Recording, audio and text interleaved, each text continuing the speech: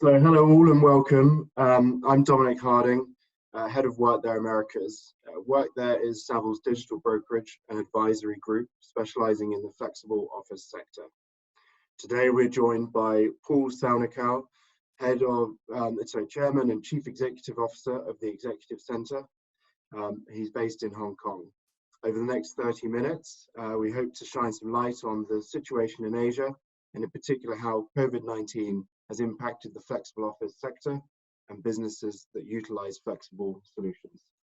Hi Paul, thanks for joining us today. I think we'll start with what is the Executive Centre? Just give a quick overview of your business and platform there. Yeah. Okay. Hi Dom. Thanks for inviting me in. So the Executive Centre, it's a business that I founded back in 1994. And over the years, we've evolved to become Asia's premium flexible office space provider. So we operate 135 locations across 32 cities in 14 countries. And that encompasses the key markets of Asia, Australia, South Asia, into the Middle East. And today, this afternoon here in Hong Kong, we have over 27,000 resident members in an Executive Centre somewhere within that network. Perhaps just to set the context of where we are right now, if you could share some insight into the sequence of events that you've seen in China and the greater Asia region sort of since December through to now, that would be useful. Yeah, COVID actually seems to have emerged in China in December, but really began to inch into our consciousness in January. So when we set our budgets and our expectations for 2020, we certainly did incorporate any hits from COVID. And we delivered a very strong performance, beating budget in January, and actually that's continued into February. But by the end of January, here in Asia, we were celebrating Chinese New Year. And that's a week-long holiday. And in fact, many people then use it to take an extended period of time off. So the time beginning end of January for the subsequent 2 weeks is often a time when businesses are already substantially subdued with people on holiday. And that coincided with COVID surging in Wuhan and Hubei province, and the Chinese government shutting down that part of China. And then that's a shutdown that extended with the end of Chinese New Year. Instead of allowing businesses across China to return, China basically told all businesses and all people to stay at home. So we began the month of February with a very different reality. We have about 40 locations across 7 cities in China, and none of them could open for business at the beginning of February. And the lockdown was implemented as a form of enforced self-isolating to slow the spread of the virus. We've all read about that. For the Executive Centre, our focus was twofold. One, on our members, so the safety and health of our members, which has now extended across the entire network. And we implemented a heightened protocol of cleaning, of temperature checks at our entrance if the building is not conducting temperature checks down in the lobby. Since we operate in fundamentally a portfolio of premium grade A buildings, most of our landlords are conducting temperature checks at the entrance to the buildings. So we're not duplicating that effort when people come to our floor. Sure. We imposed protocols of attendance. So if one didn't feel well, or if one thought one had been exposed, you stay away for 14 days. Or if during that period of time you begin to feel worse and you get tested, then that triggers a further extension away.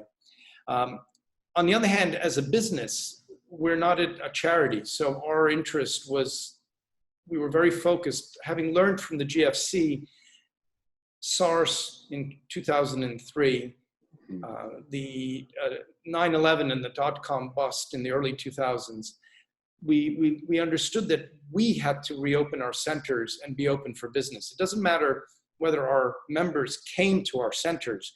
But for us to be valid as a business, we had to have our centers be open. And so as soon as we could, and in our case on the 10th of February, so quite early in February, we were able to reopen 66%, happened to be 66% of our network. Attendance that first week, so Friday the 10th, Monday the 10th of February, attendance that first week was 5%. So our occupancy in China is close to 90%. So not our occupancy, but our attendance. So basically nobody wanted to come in. Everybody was really scared, and regardless of what the government was saying, nobody was prepared to come back to the office. Yeah. But gradually that attendance rate has improved. By the 23rd of February, so 2 Mondays later, we had 83% of our network open. And the only part of the network that wasn't open were in locations, cities or districts where the government mandated that they'd remain closed. Not only flexible office space, but actually all office space remained closed. Yeah. All restrictions were lifted by the end of February. And into March, we saw attendance continue to increase. And I just saw earlier today the PMI index in China, rose from a record low to over 50. So very sharp rebound. I don't think that at all signifies that it's business as normal in China, but it does signify that everybody in China is quite keen to get back to business. You don't think they're going to stay at home sort of indefinitely? There's been some commentary around. There's a lot of talk about the stay-at-home economy, and a lot of economies in Europe are in their second, third week of it. In the United States, maybe their second week of it. But what people working from home soon begin to realize is that if you're working from home, business productivity does begin to decline. Yes, you have your Zoom sessions, you have your Skype and WhatsApp video conference calls, you're doing your emails and you're placing some phone calls, but basically you're far less productive than normal. And the companies are feeling it. And what we have felt amongst our membership and the companies that we interact with is that they're pretty quickly working from home is replaced with the fear of working from home as people begin to worry that they're going to lose their jobs. So when we reopened our centers in China, once the fear of catching COVID reduced, it was replaced by a fear of losing one's job, and then attendance at the centers surged. We've had to, in China, adjust our working hours of our teams. Normally we were 9 till 6. We had to put them on shifts so that we're manning our centers from 8 in the morning till 8 in the evening, because our members are coming in earlier and they're staying much later. Not everybody's coming in from 8 till 8, so there's the early birds and the ones that show up at 10 but stay until midnight. And to give the membership a feeling that the executive center is with them, we've spread out our working hours. It's not something we're planning on doing over a sustained period of time, but maybe for the next month or two, we'll continue with that workflow. So the attendance is coming back, and perhaps the hours they're in there is shifting. What about the actual contracts they have with you, the retentions and renewals? How's that starting to Right. work? So the executive center, being a 25-year-old company, emerged before co-working took over the agenda for a period of time. So out of 135, well, actually all of our centers, we generate 95% of our revenue from private office space. So what one might call the classic serviced office model, with co-working being a membership subscription add-on to the basic flexible office, shared office space solution. And we have clients from one workstation to a full floor of workstations, but the business is built up around the idea of private office space. That's actually worked very, very well, because the clients, as they've come back in, are not hanging out in the lounge. They're not hanging out with the barista or the co-working desk. In those areas, people scoot in to get their coffee or their tea, and then they go back to their offices. The relaxation of hanging out together with strangers is a much slower process. Where people are hanging out, having returned to the centers, is in their offices. And, with a closed door, they're running their businesses in a shared environment. So they got all the advantages of the flexibility. But in right now in a lockdown, semi-lockdown private space. Obviously, again, I don't think this is going to continue. People's attitudes will gradually relax as the threat of COVID recedes. But right now, that's how our membership is working. Okay, so they're generally staying in, and I guess the longer play, obviously there's the initial interruption of business with COVID, and I guess there's the longer play, which is how deep is the economic impact that's going on, and how a business is impacted through that. So I think we'll all start to see that. We're seeing, so we saw a surge in retention in February into March in China, Hong Kong, Taiwan, Korea, Japan, markets that were impacted. In part, I'd love to say because the executive center is a great place to work and it makes great sense. And yes, in a downturn, a properly run flexible office space should be a safe haven against the turbulent open market. But the reality is, where would people go? The moving companies aren't moving, other buildings are restricting access. So even clients who had expirations or were planning on moving out extended their license terms with us. The executive center anyway operates under, we sell flexibility, we sell the very true optionality of sizing up, sizing down, coming and going. But behind the scenes, we're all about retention, right? There's no good to run one's business on a fluid cash flow. So our average client length of stay is 37 months. And in Asia, we don't operate with long leases, Australia being the one exception. I checked earlier this morning, our average lease term across our 135 locations is 47 months. So we have a 37-month average client stay and a 47-month average lease term.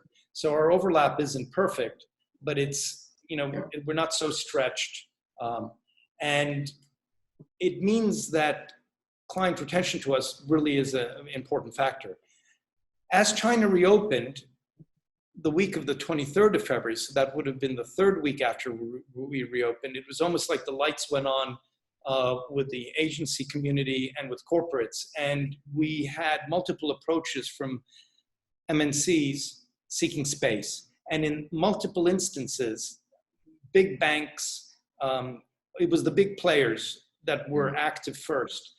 And if they were previously looking at landlord leasing options or flexible, the calls were, we'll take the flexible, because for sure, two things are going to happen. Base rents are coming down in our markets in Asia. I checked after the GFC, rents in Hong Kong, for example, within 6 months had dropped 44%. So if I'm checking this data, I reckon, the big multinationals have access to similar information. So people are going to sit on the sidelines for the next few quarters and wait for the markets to correct. But they have to sit somewhere, so they'll be in flexible accommodation. And then longer term, with a repricing of the markets, nobody's exactly sure. Is it our market's going to come back in 21, 22? Is it a short correction or a longer correction?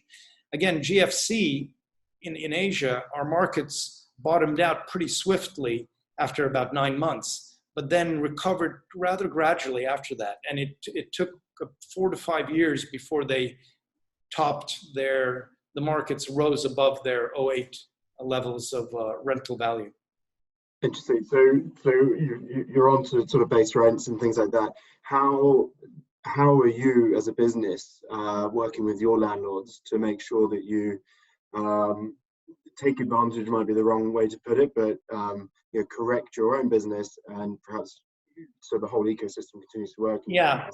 So it's a great question. I think it's a really important question for our industry, and in fact for any tenant.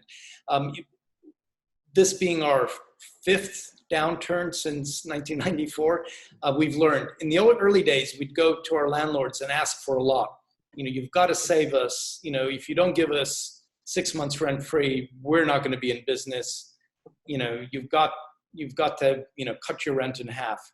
But you can't forget that landlords have a business as well. And as we internally laugh, oh, the evil landlords, we actually need them as well. We don't want the buildings to go out of business, very unlikely, but landlords also have covenants with the banks. So if their revenue drops through defaulting tenancies, they're going to be in breach of their covenants, and that's a negative cascading event. So this time around, we waited, first of all, for the impact of COVID to become clear to everybody.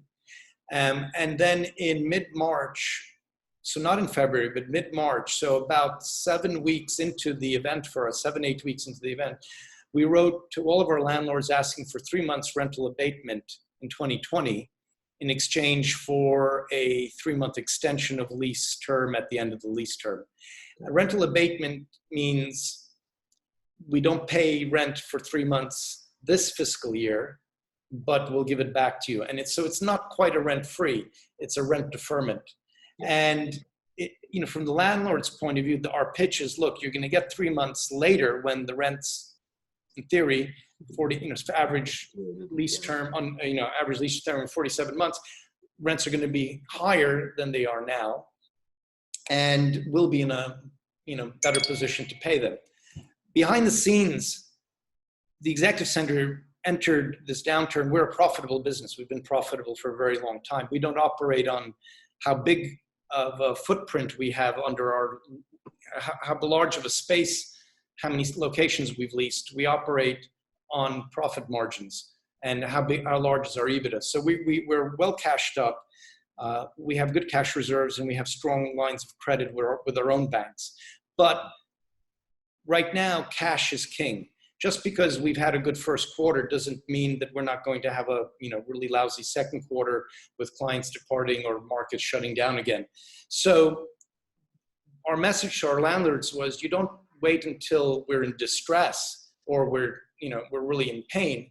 Let's work it through. Let's smooth and relax the cash flows in 2020 for both benefits, and we're not going to bother you again, later in the year. We're asking for 3 months. We've actually started achieving, in some instances, I'm rather surprised we've started achieving 3 months. But frankly, behind the scenes, we'd probably be happy with 1 month because our monthly rental bill is $12 million US. So if we could eliminate $12 million US of cash flow outflow in 2020, we're massively better off. And is that so? How do those savings then sit with you? Obviously, we would expect that some of your own tenant members will be experiencing difficult business environments and hard times. Exactly. So we're not a charity, and we're not the government handing out subsidies either. So our message is very clear. We know you're hurting. We're hurting. We have openly informed our membership, our clients, that we've approached our landlords center by center. We've let them know, with this offer to the landlords, when we achieve it, we're going to share the benefit of that cash flow abatement with you, our members. And our intention is to share half of it. So, for example, in the instance recently, just earlier, we achieved 3 months additional, rental abatement, rent-free in Singapore in one of our locations earlier today. Half of that benefit is going to go towards our membership to reduce their cash flow. In a similar model, if we can, we'll give you lower payment now, but you extend your license agreement. We know that license agreements with flexible operators don't have the same strength as lease agreements with landlords. But we want to deal with them openly and fairly. We have had some instances of client default across the network, not necessarily greater than normal, and we've been a bit surprised by that. Does that mean that it hasn't yet happened? Is it coming later? I think for many businesses, we're still in the COVID event of working from home, keeping ourselves safe, making sure health is number one. Yeah. But collectively, we're all paying a huge price of the health of business. And I think the business health is going to look a lot weaker second, third quarter. And I think that's when businesses, even our own clients, will some of them will need to leave our network because they won't be able to stay. Yeah, I think so too. And just within there, maybe anecdotally, you have a good mix, I know, of multinational businesses within and some more local businesses. Just like you've held off and you've had a procedure to reach out to your landlords, have you found that you've automatically been approached by perhaps the more corporate occupiers you have asking for rent-free, or how's that reaction works? The smaller the tenant, the more entrepreneurial I guess they are. So the 1, 2, 3 workstation clients, they're in on day one. So long before they could ever possibly have any impact, they're already claiming that their business is falling apart unless you give them some rent-free. So they're not asking to leave, but they're asking for rent-free. And so again, we politely say, look, we're not in the business of giving out rent-frees, but we'll give you an abatement when we give an abatement. And then we manage it on an individual case. Corporates, no. And we've learned from multiple recessions over multiple years, and that corporates massively more tend to honor their agreements, their license agreements with us. They may, after a while, come and say, look, we need to resize. Well, that's our business. Yeah. They may come and say, look, we need more space somewhere else. They may say, look, we're going to leave at the end of our license agreement unless we restructure it, and then we engage with them. But we have no instances of MNCs coming to us and saying, okay, well, we're walking out tomorrow. Here's a gun to your head. Because again, I don't think that's their corporate culture. That's not how they operate. But the smaller the business, the more individual it becomes, the more it's the person's own, they're paying you out of their own wallet. They're going, their actions are going to much more swift and much more impassioned. I think that makes perfect sense. So starting to close out then, what advice do you have for those providers, perhaps in the US and Europe, who are at either a different stage in their own business maturity and the funding and growth rate, and also at a different stage, perhaps of the COVID pandemic right now? So it doesn't matter whether you're flexible office or any other industry, if you entered this downturn in a position where you're losing money, you're fighting for your life. Unless you have a sugar daddy investor who continuously funds you with equity for OPEX, and there's maybe 1 or 2 examples of that in the marketplace. Most other businesses look for revenue to offset their costs. So you need to be moving very quickly. So what I would recommend is, this is at the moment, forget about expansion.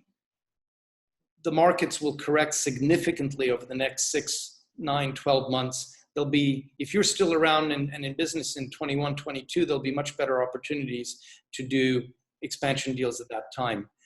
If you have any commitments that you can terminate, you've got an LOI but not a lease agreement. If you've got anything that can be shut down, do it straight away. You've invested emotionally, you've invested time, you may even have invested in some fees, but shut it down because you need to preserve your cash. Similarly, when you go looking for savings, in our industry, the largest cost is always the leases, our rental payments. For the executive center, 65% of our costs are landlord leases. But again, if you go asking your landlords to save you, they're not going to do it.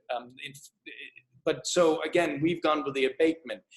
You're kind of, if you're losing money, you're kicking the problem down the road, but you're not worried about 21, you're worried about 20.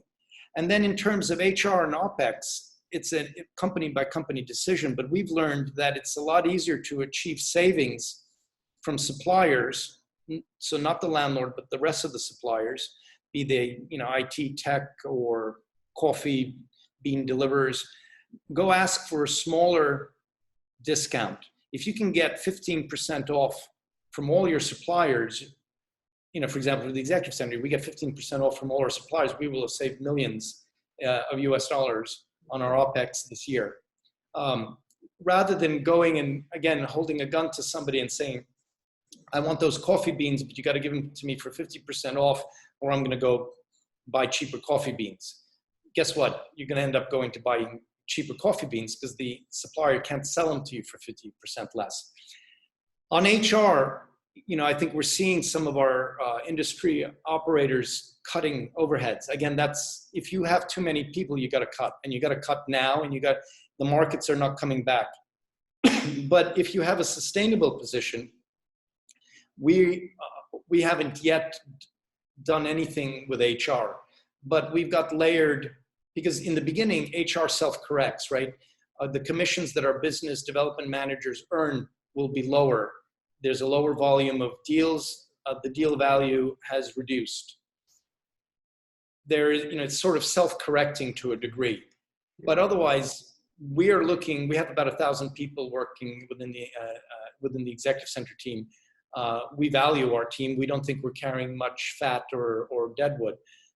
So we are going, if we need to be, we're going to be implementing universal pay reductions, always protecting, the lowest quadrant of the teams, the tea ladies, the cleaners, the delivery people, the drivers. Okay, come on, let's be fair. But otherwise, everyone joins in the reductions together. Because again, we're looking to get through this, and we're looking to take advantage of, what eventually emerges out from the other side. So I guess an extension to that, then, what does the future look like for the industry? And an area that I'm looking at is, I think we're paying attention to, as you mentioned, leases is a clear part of your strategy there in Asia, and the market is different to support that. Will we go in more management agreements or landlords coming in, and perhaps any other views you have of what does the future look like? Okay, so very quickly on demand, there is not a single corporate or SME CFO that's going to sign off on a 5-year or longer lease term and then cut checks for fit out and fixtures in the next 12 months. So we can pretty much bank on demand in the marketplace, choosing flexible as a first choice if location, the viability of the operator, and all those other factors matches up. The leasing industry, like Savills, will be very busy doing lease restructurings, this, that, and the other.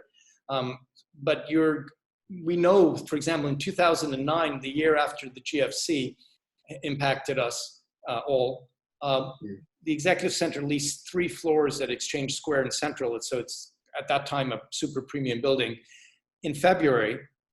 And that year, that 3-floor deal was the largest leasing transaction in Hong Kong. So it doesn't, that's, and it was 36,000 square feet. So that says a lot, right? Yeah. There was very, very little leasing activity for almost 2 years after GFC. And I think we're into a period now where cash is king, and that'll remain. So demand, you can kind of begin to forecast that and begin to assume that it'll be there. You're going to have turnover, but you're going to have new demand.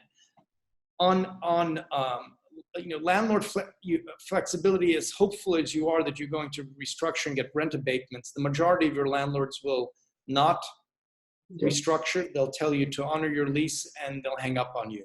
So it's going to be a matter of finessing for those companies that are on thin margins or loss making. It's going to be a matter of finessing and allocating your cash flow over this coming period. As an industry, we're clearly going to see an abrupt halt in expansion because, again, expansion needs deployment of CapEx on a speculative basis. That's not going to happen. And the enterprise deals that we're all seeing now will evaporate over the next few weeks and months as, again, corporates begin to really seriously tighten up on their business expenditure. So the network that you currently have, if it's profitable, hold on to it, and that's what you're looking after. Any centers or expansion locations that you have that are loss-making, if you can get rid of them now. You can re-sign in the same neighborhood 24 months from now at a much lower rent. And as an industry, we're going to have operators going out of business. We're seeing it in Asia. The speculative operators who joined the co-working bubble driven by inflated valuations and viewed it as a vehicle to get rich rather than as a business to serve clients are hitting the wall, and in multiple instances. And that will continue and will be a smaller, leaner, but healthier industry 12, 18 months from now. Flexible is here to stay. To me, that's very clear. And the surge in deals, we closed 1,500, just over 1,500 workstations of new business in March. So today's last day of March. It's after 5 p.m. So, we're done for the month of March. Last month in February, we closed under 800. Okay. We were, heavily hit across the region. Yeah.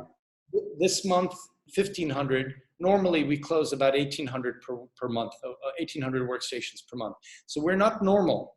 Yeah. But, relatively healthy, actually. Not normal either. And that's very, very important. So these monthly closings are very important because, as we all know, the workstations that we closed this month are the move-ins for, May, June, July. It's a myth that flexible office space clients show up, see an office, and rent it immediately. That's not true.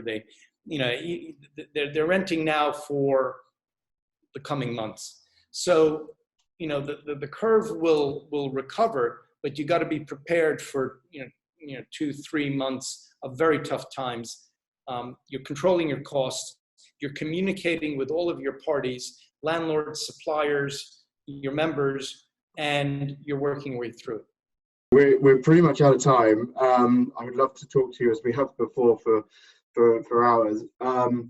And hopefully we can check back in 6 or 12 months time. Yeah, I'd love to. It's fundamentally it's a health issue and it's a tragic health issue where people are dying, and people we know have the disease, and we all have. My two parents live in Chappaqua in Westchester, New York, so they haven't left their house for the last 3 weeks. They may not be able to leave their house until they're in their 80s. They may not be able to leave their house safely until there's a vaccine, and there may not be a vaccine for a year, 2 years. I mean, they're under house arrest for much more than 2-3 weeks. So it's a very personal thing. But if we extend that to snuffing out our businesses, then it becomes a very personal thing in a very different way. So, I wish everybody the very best. And I, move quickly and move rapidly, and, let's track it. I'm happy to come back, a month or two's time and tell you how we're doing. I think April globally is going to be a very critical month. If we can top out with the infection rates and thus bottom out in the business cycle in April, then, we'll be better off. If this thing extends into May and June, then, we're really looking at a very subdued, second half. Really deep. I agree. Well, hopefully everyone adheres to the various government advice that's out there, and we all do our part to stem the virus. So I'll leave it there, Paul, and just to say, stay healthy and all of that. And I wish you the best of luck through it, and look forward to checking in very soon. Thank you. Thank you very much. Thanks for your time. Thank you.